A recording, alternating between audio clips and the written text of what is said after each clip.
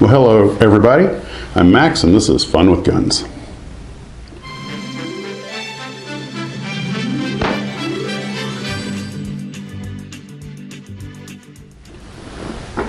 Today I wanted to talk to you about gun prices and values.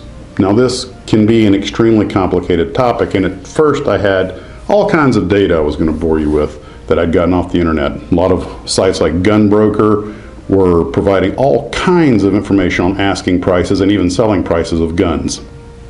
But then I realized that was just going to be a boring show about numbers. So I decided to look at it from more of a causal point of view. What causes a gun to be worth something? And we're going to look at a few examples. When I was in the Army, my M16A1 that was issued by the US Army cost military $156. That was in 1979. A commercial version of the gun, semi-auto only of course, an AR-15, ran between $300 and $400. Now of course the military buys in large numbers and they get big contracts, so they get a reduced cost because of economy of scale. But that plays into the cost of a gun.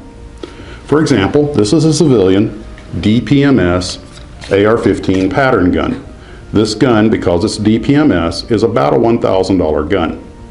The reason people will pay that for this, and less for other models, is that DPMS has an excellent reputation. People know they can rely on it and they'll pay for the quality. There are less expensive AR-15s, but generally speaking, you get what you pay for. So the quality of the gun has a lot to do with what people will pay for it. The same applies to my Colt Python. This gun sold for $350 in the 1970s. That was way more than most people could afford or were willing to pay. As a result, not a lot of them were made, but the ones that were made were excellently made. As a result, it is an extremely high quality revolver. And now that it is out of production, the lack of availability makes it even more expensive. So there are three basic factors: quality, availability, and desirability.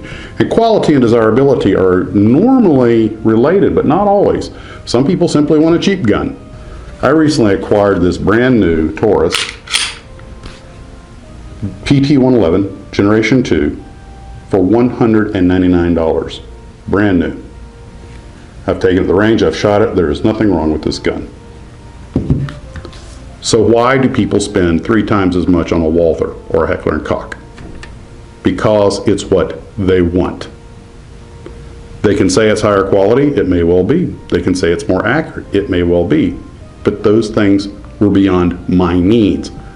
So I was more than happy to get the $200 reliable, very safe to shoot, nothing wrong with Taurus. I wasn't worried about going to the range and showing off my $800 Walther. So a lot of the price of guns is simply determined by the same thing that determines the price of cars. Mercedes, BMW versus Ford and Chevy. Ford and Chevy will get you there just as well.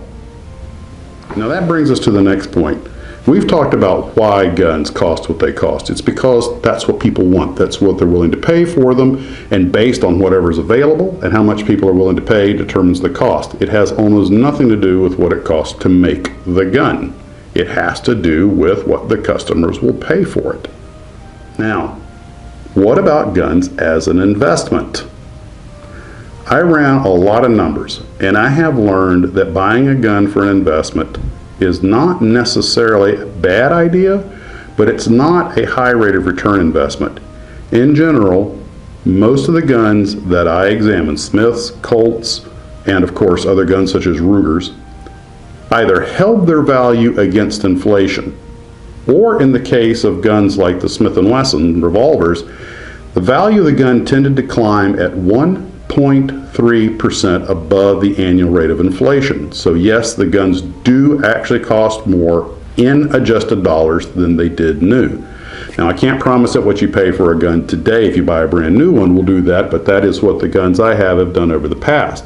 And in the case of the Python, the value of this gun, given what people are willing to pay for it, has gone up over 3% annually above the rate of inflation. I did this by calculating the cost then, the cost now, and adjusting for the baseline dollars of the year. So do I advise buying a gun as an investment? Well, it doesn't hurt to have a few nice guns that are going to hold their value put away. They're only going to get more valuable over time, and I do mean more valuable over time. But I wouldn't count on something that's made in huge numbers and is not very expensive to begin with, like this Taurus, to particularly go up in actual value. It'll probably hold its value as long as I take care of it, but I don't really see it as a gun that would go up in value.